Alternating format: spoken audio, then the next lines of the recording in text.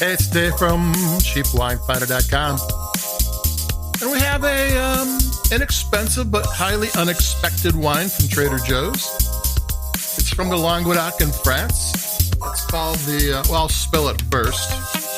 It looks kind of like a postage stamp, a yellow postage stamp, and it says the name is Beurré with an accent over the E, which means butter.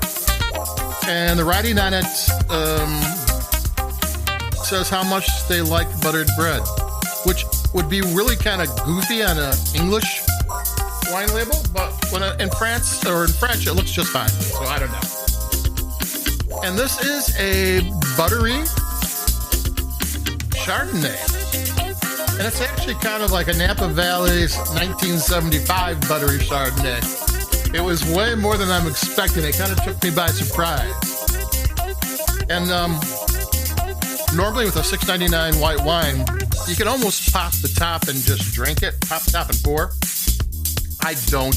I usually give it a half hour, then I use some kind of device to open it up to aerate the wine. And I gave this wine 20 minutes, and then I used my aerator, and it wasn't ready. It was way off balance. The oaky flavors were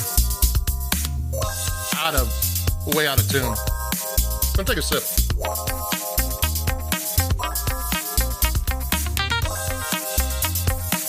And I waited another 25 minutes or so, and it kind of calmed itself down. And it takes you by surprise because I was not expecting this from $7 Trader Joe's French Chardonnay. I go to wine tastings, well, not since COVID, but, and you always find somebody there, I don't like oak Chardonnay, and I go, yeah, drink it anyway. But this one is, it is a little bit to get used to, which is kind of cool. I kind of like that you can be shocked by a $6.99 wine. I read an article just the other day. Actually, I didn't read the article. I saw the headline that said, how much do you have to spend to get a good wine? I thought, that's a really dumb question. So much for there's no such thing as a dumb question, because there's so many different wines and so many different styles, and for so many different uses. You're going to have one on a Tuesday. You're going to want to pay less than a 50th anniversary or whatever. There's all sorts of reasons, and the world drinks cheap wine. I mean, the places that drink a bottle for lunch and a bottle for dinner 7 days a week are not spending $50 a bottle. So inexpensive wine has its place, and it's usually pretty good. So there you go. This is an inexpensive wine, unexpected. It's more oaky than I was expecting it to be. I'm drinking it. When I first had it, I thought, oh no. This I'm having my second sip, so it does mellow out at some point. And it is, I haven't had a really oaky Chardonnay in such a while. That is kind of fun.